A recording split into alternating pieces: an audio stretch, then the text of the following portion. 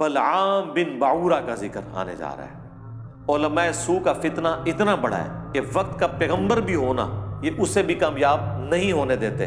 اب 25 سال کا ایک نوجوان جس کی داڑھی بھی مشکل سے نکلی ہوئی ہے، جب 80-90 سال کے بابوؤں کو آگے کہے گا کہ حرام خورو چھوڑو، تو کہیں گے یار تجھے تمیز نہیں علماء سے بات کرنے کی۔ انہوں نے فتوے جاری کیے عیسیٰ ابن مریم کے، وہ تو اللہ نے انہیں زندہ اٹھا لیا آسمانوں پہ بچا کے، ادروائز مولویوں نے اپنا کام ڈال دیا تھا۔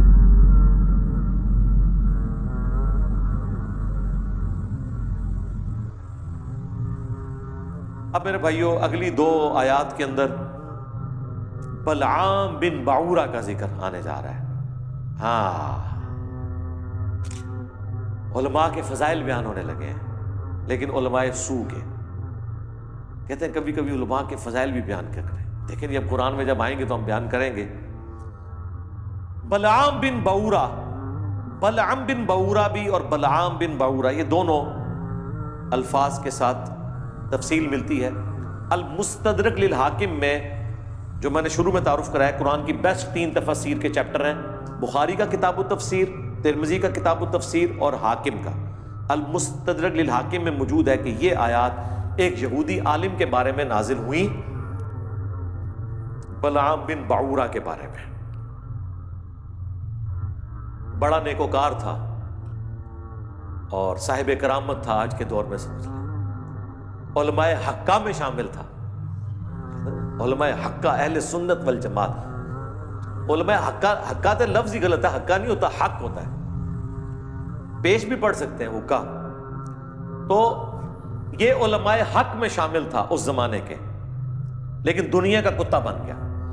اللہ نے پھر اس عالم کی مثال کتے کی مثال سے بیان کی ہے کہ جیسے کتے کے اوپر کوئی بوجھ ڈالیں تب بھی وہ ہانپتا ہے، نہ ڈالیں تب بھی وہ ہانپتا ہے، اس کی عادت ہے، ہر وقت اس کی رال ٹپکتی رہتی ہے، وہ زبان باہر نکال کے رکھتا ہے۔ وہ دنیا کا کتا بن گیا عالم۔ ہم نے اسے علم کے ذریعے بلند کیا، لیکن اس نے اپنے آپ کو پستی میں گرا لیا، موسیٰ علیہ السلام کا دشمن بن گیا۔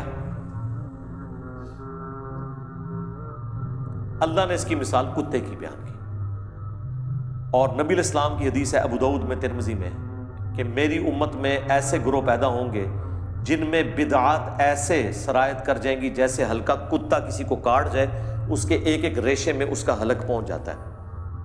تو نبی صلی اللہ علیہ وآلہ وسلم نے اس امت میں ایسے فرقوں کا ذکر کیا جن کی ایک ایک رگ و ریشے میں بدعت گھس جائے گی، جیسے کتے کے کاٹنے سے حلق پوچھ جاتا ہے۔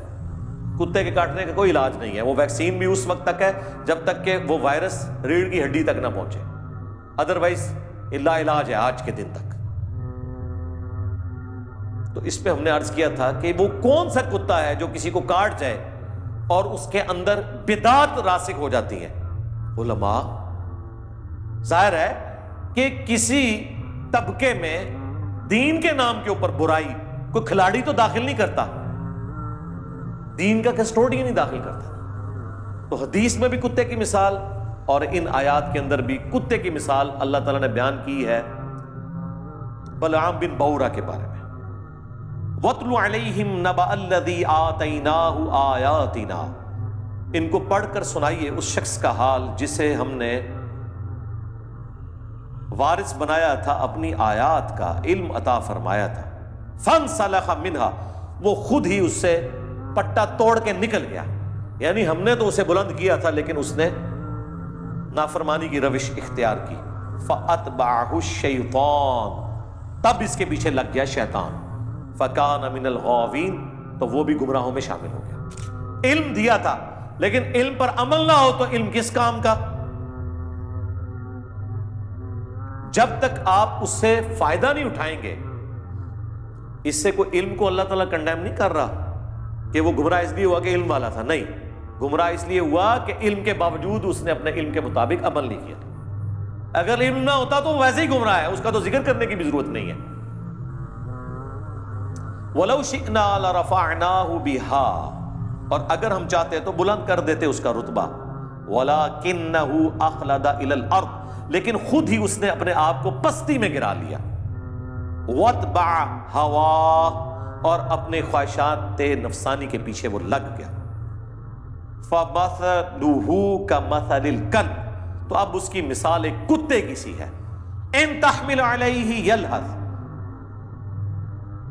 اگر اس کے اوپر کوئی بوجھ ڈالا جائے تب بھی وہ زبان ہانپے، او تترکہ یلہث، یا اسے اس کے حال پہ چھوڑ دیا جائے تب بھی وہ ہانپے. ذالک مثل القوم الذین کذبوا بآیاتنا، یہی حال ہوتا ہے ان لوگوں کا جو اللہ کی آیات کو جھٹلا دیتے ہیں. فاقصص القصص لعلہم یتفکرون، تو اے نبی علیہ السلام انہیں یہ بات، یہ قصہ بیان کرے، شاید وہ غور و تفکر کریں، پلٹ آئیں اللہ کی طرف. ساء مثلا للقوم الذین کذبوا بآیاتنا، کیا ہی بری مثال ہے ان لوگوں کی جو ہماری آیات کو جھٹلاتے ہیں. وَأَنفُسَهُمْ كَانُوا يَظْلِمُونَ، اور وہ اپنی ہی جانوں پر ظلم کرنے والے ہوتے ہیں. مَن يَهْدِ اللَّهُ فَهُوَ الْمُهْتَدِي، جسے اللہ ہدایت بخشے وہی ہدایت پہ ہوتا ہے. وَمَن يُضْلِلْ، اور جسے وہ گمراہ کر دے، فَأُولَٰئِكَ هُمُ الْخَاسِرُونَ، تو پھر ایسے ہی لوگ ہیں جو خسارہ پانے والے ہیں. اللہم اہدنا فیمن ہدیت، اللہم اہدنا الصراط المستقیم، صراط الذین انعمت علیہم غیر المغضوب علیہم ولا الضالین، آمین. یہاں پہ یہ قصہ بلعام بن بعورہ کا مکمل ہوا. میں نے اس کے اوپر بڑی تفصیلی ایک ویڈیو بھی ریکارڈ کروا دی تھی، وہ آپ دیکھ لیں. ایک کتے کی مثال علماء سو کے لیے آئی ہے اور دوسری گدھے کی مثال. قرآن میں آپ دیکھیں یہ دونوں مثالیں علماء کے لیے آئی ہیں جو علم کے باوجود اس پہ عمل نہیں کرتے. اللہ کا ان پہ کتنا غصہ ہے، عام بندے پہ اتنا غصہ نہیں ہے. گدھے کی مثال قرآن میں آئی سورۃ الجمعہ میں. علماء یہود کو اللہ نے کہا یہ گدھے کی مثال ہے جیسا کہ گدھے کے اوپر کتابیں لاد دی جائیں. اللہ نے کہا کہ کتابیں لادی ہو نا گدھے پہ، اس کی مثال ہے علماء یہود. کیوں؟ گدھے پہ کتاب لاد دیں تو وہ اس کا بوجھ تو اٹھا لیتا ہے، اس کو پڑھ کے استفادہ نہیں کر سکتا. تو وہ علماء جو علم سے استفادہ نہ کریں وہ گدھے کی مثال ہے. وہ لوگ جو علم سے استفادہ کر لیں، چاہے وہ ڈگری والے عالم ہوں یا بغیر ڈگری والے، ان کے بارے میں تو اللہ نے قرآن میں فرمایا انما یخشی اللہ من عبادہ العلماء، اللہ کی خشیت اور معرفت صرف ہے ہی اہل علم کو. ان کے بارے میں تو اللہ تعالیٰ نے فرمایا قل هل يستوي الذين يعلمون والذين لا يعلمون انما يتذكر اولو الالباب.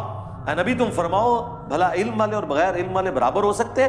نصیحت تو نہیں حاصل کرتے مگر عقل والے. ان کی تو تعریفیں اللہ نے کی ہیں، لیکن ان کو گدھا کہا کیونکہ گدھا استفادہ نہیں کر سکتا. لہٰذا وہ علماء جن کے شوکیسوں میں کتابیں رکھی ہوئی ہیں استفادہ نہیں کرتے تو وہ گدھے کی مثال ہے. علماء یہود کو پتا تھا کہ یہ وہی آخری پیغمبر ہیں، نبی امی. ان کی کتابوں میں پروفیسیز موجود تھیں لیکن انہوں نے نبی الاسلام کو نہیں پہچانا. آج بھی وہ علماء جو قرآن و سنت کو اپنے شوکیسوں میں سجاتے ہیں اور روب ڈالتے ہیں وہ لمبی لمبی کتابیں درسی نکال کے، عمل کوئی نہیں کر رہے، وہ گدھے کی مثال ہے.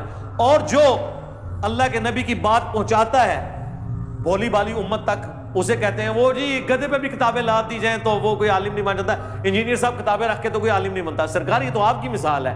انجینئر صاحب تو کھول کھول کے اس میں سے بتا رہے ہیں جو استفادہ نہ کرے وہ گدھا ہوتا ہے، جو استفادہ کر لے اس کی تو تعریف ہے.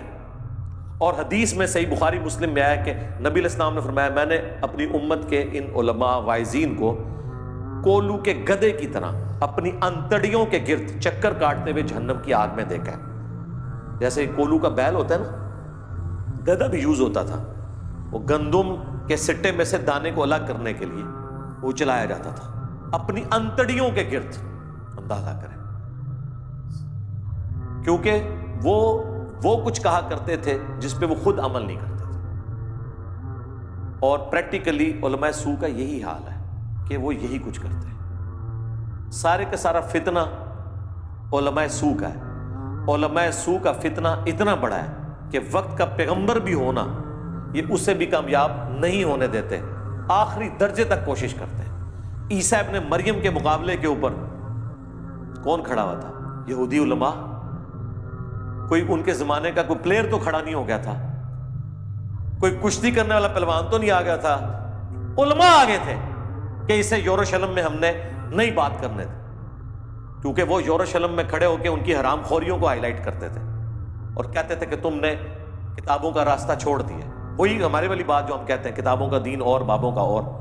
اب 25 سال کا ایک نوجوان جس کی داڑھی بھی مشکل سے نکلی ہوئی ہے, جب 80-90 سال کے بابوں کو آگے کہے گا کہ حرام خورو چھوڑو, تو کہیں گے یار تجھے تمیز نہیں علماء سے بات کرنے کی.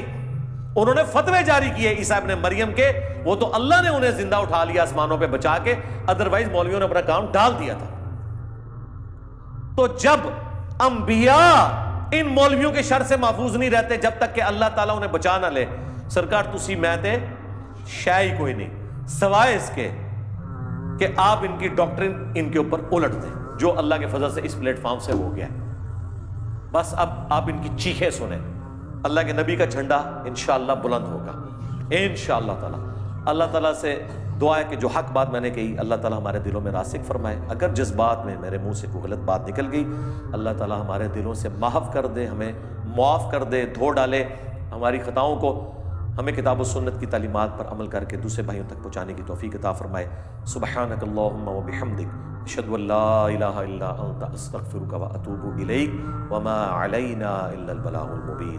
جزاکم اللہ خیرا.